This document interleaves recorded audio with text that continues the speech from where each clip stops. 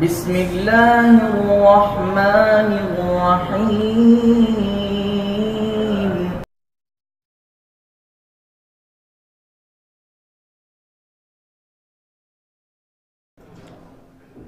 نحمدہ ونصلی علی رسولہ الکریم اما بعد۔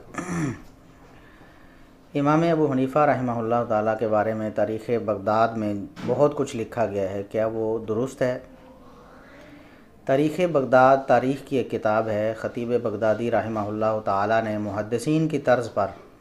تاریخ کو مرتب کیا ہے، یعنی سند کا اہتمام کیا ہے۔ اپنے سے لے کر امام ابو حنیفہ رحمہ اللہ تعالیٰ تک یا امام ابو حنیفہ رحمہ اللہ تعالیٰ کے حوالے سے محدثین کے اقوال جو مروی ہیں، ان محدثین تک انہوں نے سند بیان کی ہے، اور جو سند انہوں نے بیان کی ہے وہ درست بھی ہو سکتی ہے اور اس میں کوئی خرابی بھی ہو سکتی ہے، کوئی راوی ضعیف بھی ہو سکتا ہے، درمیان میں انقطاع بھی ہو سکتا ہے، اور وہ سند صحیح اور متصل بھی ہو سکتی ہے۔ دونوں طرح کی روایات تاریخ بغداد میں موجود ہیں، اور پھر اس کے ساتھ ساتھ امام صاحب رحمہ اللہ تعالیٰ کی جرح کے بارے میں بھی اور ان کی تعدیل کے بارے میں بھی اس پہلو سے بھی دو طرح کی روایات موجود ہیں۔ بعض حنفی جو ہمارے احباب ہیں وہ خطیب بغدادی رحمہ اللہ تعالیٰ پر بہت غصے ہیں۔ وہ کہتے ہیں جی خطیب بغدادی رحمہ اللہ تعالیٰ متعصب تھے، انہوں نے امام ابو حنیفہ رحمہ اللہ تعالیٰ کی جرح جو ہے وہ ساری کی ساری جمع کر دی ہے اور اپنی کتاب میں ان کے بارے میں جرح لکھی ہے، لیکن وہ یہ غور نہیں کرتے کہ خطیب بغدادی رحمہ اللہ تعالیٰ نے تعدیل کی بھی تو روایات ذکر کی ہیں تاریخ بغداد میں، اور امام ابو حنیفہ رحمہ اللہ تعالیٰ کی شان اور منزلت کے حوالے سے بھی انہیں اگر روایات ملتی ہیں وافر مقدار میں تو وہ تاریخ بغداد میں ہی ملتی ہیں۔ تو خطیب بغدادی رحمہ اللہ تعالیٰ کا قصور صرف اتنا ہے کہ انہوں نے سند کے ذریعے باتیں نقل کر دی ہیں اور لوگوں کے سامنے ایک معیار پیش کر دیا ہے کہ سند کو پرکھ لیں، اگر سند صحیح ہوتی ہے تو اس قول کو قبول کر لیں، اگر سند ضعیف ہوتی ہے تو اس قول کو رد کر دیں۔ تو خطیب بغدادی رحمہ اللہ تعالیٰ نے محدثین کی طرز پر تاریخ مرتب کی ہے، اور امام ابو حنیفہ رحمہ اللہ تعالیٰ کے بارے میں انہوں نے ہر طرح کی روایات سند کے ساتھ نقل کر دی ہیں۔ ہمارے پاس اب راویوں کے حالات موجود ہیں، محدثین کرام نے اس حوالے سے شاندار کام کیا ہے، اس کی روشنی میں ہم یہ پرکھ سکتے ہیں کہ کون سی سند ضعیف ہے اور کون سی سند وہ صحیح ہے۔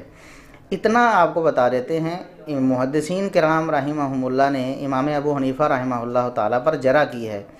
یعنی روایت حدیث میں ان کو غیر معتبر قرار دیا ہے۔ روایت حدیث میں امام ابو حنیفہ رحمہ اللہ تعالیٰ کا ذاتی کردار کس طرح کا تھا، ان کا صدق ثابت ہے، وہ سچے تھے، ان کو جھوٹا محدثین نے نہیں کہا۔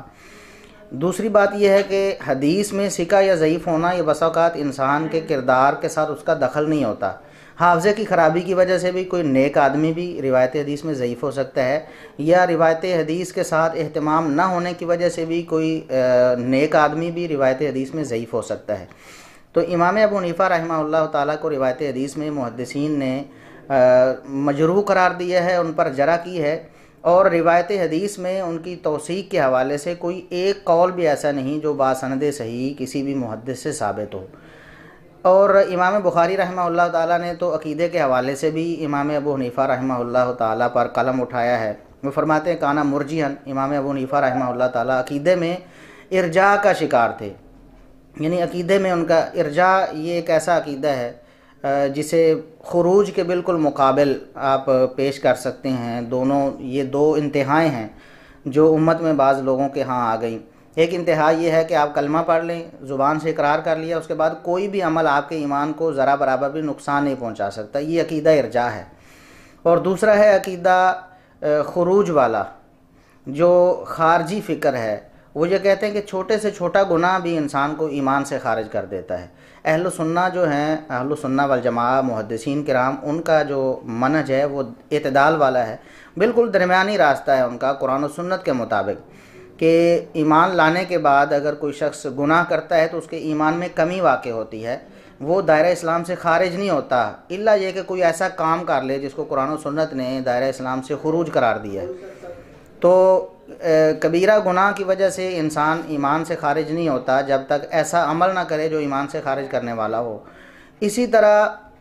جو شخص کبیرہ گناہ کرتا ہے اس کے ایمان میں کمی بھی واقع ہوتی ہے، یعنی وہ اعلیٰ درجے کا مومن نہیں رہتا، اس کے اندر فسق آ جاتا ہے، اس کے ایمان میں کمی ہوتی ہے۔ تو اس حوالے سے بھی امام ابو حنیفہ رحمہ اللہ تعالیٰ کے بارے میں امام بخاری رحمہ اللہ اور دیگر محدثین کی یہ ذرا بھی ثابت ہے کہ وہ ایمان کے حوالے سے، عقیدے کے حوالے سے کچھ انحراف کا شکار تھے۔ باقی امام ابو حنیفہ رحمہ اللہ تعالیٰ کی شان میں تنقیص کرنا، ہمارے علامہ شہید رحمہ اللہ تعالیٰ، علامہ احسان علی ظہیر رحمہ اللہ تعالیٰ فرمایا کرتے تھے کہ جو شخص امام ابو حنیفہ رحمہ اللہ تعالیٰ کی شان میں تنقیص کرتا ہے، ہم تو اس کو مسلمان بھی نہیں سمجھتے۔ یہ بات بالکل برحق ہے، اس میں کوئی شبہ نہیں۔ شان میں تنقیص کیا ہوتی ہے کہ اصل مقام سے کسی انسان کو گرا دیا جائے۔ اب ایک شخص کا ایک درجہ ہے، اس سے اس کو بڑھانا یہ غلو اور مبالغہ ہے، اس سے کم کرنا یہ تنقیص ہے۔ امام ابو حنیفہ رحمہ اللہ تعالیٰ کی ذات کے حوالے سے اگر وہ کہتا ہے کہ وہ معاذ اللہ زانی تھے، وہ چور تھے، یا اس طرح کی بات کرتا ہے، یا ان کو کوئی کافر قرار دیتا ہے، تو یہ ان کی شان میں تنقیص ہے، ہم ایسے شخص کو مسلمان نہیں سمجھتے۔ اور اگر کوئی شخص امام ابو حنیفہ رحمہ اللہ تعالیٰ کو بہت بڑا محدث کہتا ہے، بہت بڑا مطلب عقیدے کا امام کہتا ہے، تو ہم اس کا بھی ساتھ نہیں دیتے کہ یہ محدثین کرام کی تکذیب ہے۔ ہم درمیانے درجے پہ چلتے ہیں، محدثین کرام کی تصریحات کی روشنی میں، ان کے فیصلے کی روشنی میں ہم امام ابو حنیفہ رحمہ اللہ تعالیٰ کو سچا بھی سمجھتے ہیں، لیکن روایت حدیث میں ان کو معتبر نہیں سمجھتے، جیسا کہ محدثین نے معتبر نہیں سمجھا۔ ہم عقیدے کے حوالے سے ان کو عقیدے کا امام نہیں کہتے، اس لیے کہ محدثین کرام نے ان کے عقیدے پر حرف اٹھایا ہے۔